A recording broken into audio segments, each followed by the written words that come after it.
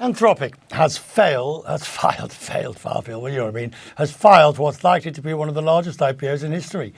The company is known mostly for Claude, its AI model, and it's enjoyed huge growth. Anthropic raised 65 billion. Extraordinary numbers in the latest funding round.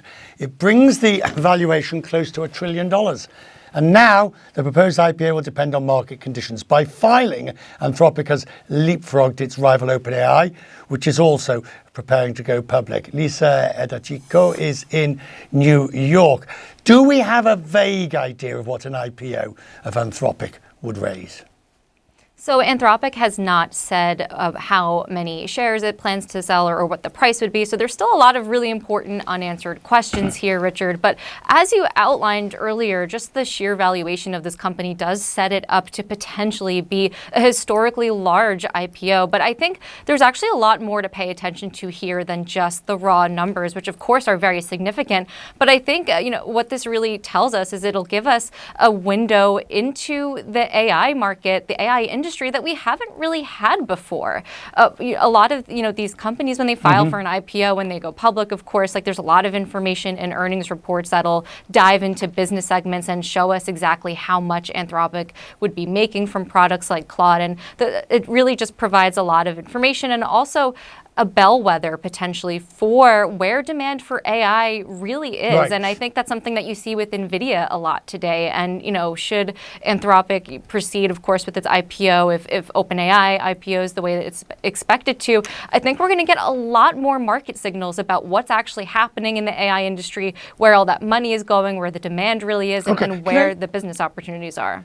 Right, can I just ask you, so being sort of keeping it to simple, I just asked, funnily enough, I asked one of the AIs, what does Anthropic do? And of course it came back at about the LLM Claude. But then you sort of say, well, how does something like that just justify this sort of valuation? What else does it do, Lisa? So I think what we're seeing here and what we've seen this year especially is this shift from AI apps being just an alternative to Google search or a more advanced version of Google search to this belief that it's going to really shift the way people work and interact with technology and do their job. And we're seeing that, of course, in the software engineering industry and finance. And I think that's really key here because Claude has kind of been the favorite when it comes to enterprise AI usage. There was a report recently from a fintech firm that found that enterprise spending on Claude had surpassed OpenAI for the first time in April. And so I think, when I talk about these signals in the market, I think Anthropic's performance, if it does go public, will kind of serve as an indication of how useful Claude really is. And it's interesting because, of course, you can't talk about this IPO without talking about it in the context of its rivalry with OpenAI. They're the two of the biggest AI labs right now. But I think it's interesting because their product strategies are also fairly different. OpenAI, yes, they do have a very strong enterprise product in their Codex agent, but they're also a general purpose app, whereas Anthropic has really, really leaned into the enterprise element. So I think this IPO will be a test for how strong that business really is. Decoding AI. All week we're examining the impact of artificial intelligence on just about everything, looking at the good and the bad. But perhaps the overarching question many experts in the field have is AI an existential threat to humanity? On one end, the so-called AI doomers say yes, that without safeguards, the race between AI superpowers could lead to the end of humanity. And then there's AI optimists, on the other hand, that say not to worry and that the technology's pros outweigh the cons. And then there are those who are in the middle who say, look, if we act right now, something can be done and we can all be protected and have a mutual existence. So joining us now to discuss is Tristan Harris. He is the co-founder of Humane Tech and a former Google design ethicist. Tristan, great to have you on the show. So where do you stand in this debate? Does AI pose a fundamental risk to life as we know it? Well, yeah, I think the thing, people hear all these competing narratives about AI. And, we did this film with the directors of Everything Everywhere All at Once called The AI Doc, or How I Became an Apocalyptimist, which is trying to, as you said in the opening, synthesize these different perspectives on AI. But what I want your audience to know is how can we be so confident, I believe, that we're heading to an pro-human future. And the way that, we predicted in the film The Social Dilemma what would happen with social media. We had the possible of social media. It was going to do all these amazing things.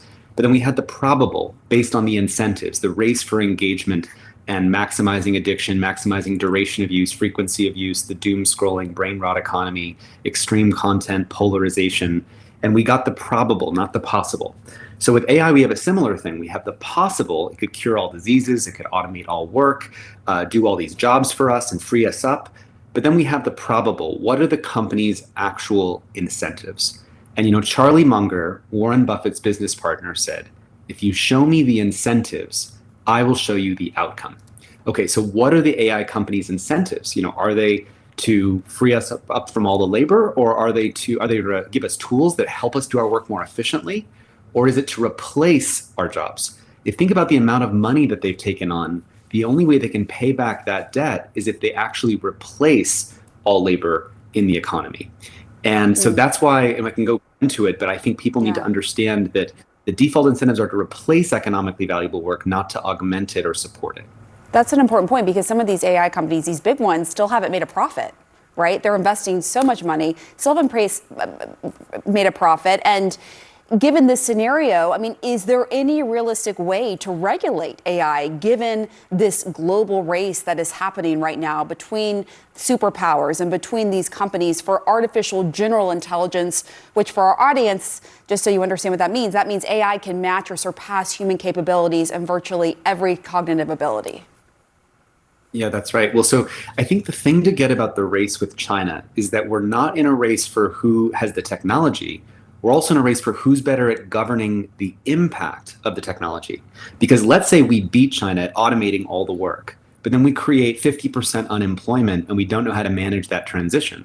Well, we just beat China to just blowing up our entire social fabric and not actually leading to a healthy society. Whereas if they managed that transition, they would beat us. Think about social media again. The US beat China to social media, to that technology. But then it's like we created this psychological bazooka, but we didn't govern it very well. So we kind of flipped it around and blew off our own collective national brain with that technology. Meanwhile, China has actually done more to regulate that technology. So again, we're not just in a race for the power, we're in a race for the wisdom for who's better at governing the technology, and whoever governs it better will win. Now, there's an important concept called the intelligence curse that, if a country discovers, like Venezuela or Congo, discovers a natural resource like oil or diamonds or conflict minerals, and the economy comes from the resource and not from the labor of the people, you get these kind of failed states where the resource used to become a blessing turns into a curse. And there's a similar thing with AI, where what happens when 50% of the GDP in the United States comes from AI and data centers and not from people and labor?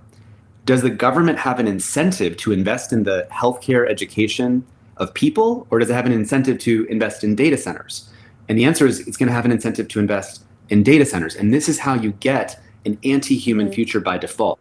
But this is why, if we see this clearly, that clarity creates agency. If we don't want the future we're headed towards, the anti-human future, we have still time to steer towards the pro-human one. But it takes actually putting in guardrails and saying, how do you incentivize labor augmenting technology? Just really quickly, I know you're talking about jobs, but what else does the anti-human future look like in your view if nothing is done? And is there any way to pull the plug once or if we get there? Well, the companies are racing to make our entire society dependent on AI as fast as possible. Just like with social media, it's now really hard to unplug social media because elections depend on it, politicians depend on it, influencers depend on it, advertisers depend on it. And so it's really hard to put in guardrails after you've addicted your society to the technology, which is the incentive of these AI companies. So we have to actually change those incentives before we get to the danger zone. And sadly, we already have examples right now of things that used to be considered just science fiction, like the AI model that goes rogue or wants to blackmail people, or recently the Alibaba AI company, they were training their AI model, and in the middle of training, it actually set up a secret communication channel to the outside world and started mining for cryptocurrency on its own, and no one programmed it to do that. These are things that people in the AI risk community have been warning about that I used to not even be sure were real, but this is not a hypothetical anymore. This is now real. Now, does China win if the US screws up and we lose control of an AI that starts mining for cryptocurrency or hacking into every computer system on the planet? No, China doesn't win if we screw it up, and we don't win if China screws it up. So the countries have a mutual incentive to coordinate towards controllable AI, that humans should be in control of AI. Because if I'm a Chinese military general, am I stoked to hear that AIs are hacking into every computer system, that we don't know how to control them? They'll even hack out of the sandboxed container that's meant to contain them. No, I'm terrified as a Chinese military general. And President Trump wants to meet commander-in-chief. He doesn't want AI to be commander-in-chief. So there is a shared incentive to make sure that humans have control over AI. But to do that, we have to change, again, the incentives to this pro-human future, this human-controlled future of technology, and technology that's in service of human workers, not trying to replace and displace and kind of leave us, without a livelihood. All right, Tristan Harris, thank you so much. Wolf? And let's get some more perspective right now. I want to bring in Lance Ulanoff. He's an expert in the field and the editor-in-chief of Tech Radar. Lance, thanks very much for joining us. First of all, I'm curious for your view on what our last guest just said and where you stand in this debate. Is AI an existential threat to humanity? No, I don't think it is, but I really understand the concern. We are living in unprecedented times. The development of AI is unlike any kind of technology I've seen before. I think it's a speed that is causing this concern. The line between danger and disruption is so close, and sometimes one can look like the other. We are living in a very disruptive time. Jobs have absolutely been affected. I think the thing that's kind of missing from the argument there is that humans are involved in this equation. Humans are building these tools. The incentive is not purely based on companies trying to drive AI down our throats. Not at all. In fact, it's people, consumers adopting AI at scale at an unprecedented level because previous technology epochs where people, even the internet took, decade for people to really adopt it, broadband really adopted fully, cell phones, each of these things took years. 4 years down the line from the first introduction of ChatGPT, people are replacing Google with ChatGPT and saying they chatted. So this is all happening really quickly, but it's happening because consumers, humans, businesses are finding value in the tools. I agree 100% with Tristan about the balance that's needed here. And in fact, one of the things I think that's a real problem and why people are so freaked out is that there is no regulation. In particular, in the US, we can't agree on anything, and we have yet to agree on some sort of broadband US-based full-scale regulation that can sort of decide what should and shouldn't happen. Instead, states are starting to do it. States are suing, like Florida's suing OpenAI, which is not helpful and not really going to change the trajectory of this technology. The other thing he talked about, China, in the global competition. Good luck getting the world to work together on solving this and having some sort of global regulation. Instead, it's going to be a race, and China will not slow down. And the U.S. has to be a part of this. So there's no way to walk back or away from what's happening. But I agree, we have to go through it thoughtfully. We have to think about what do we actually want from these tools, what's valuable, what's not.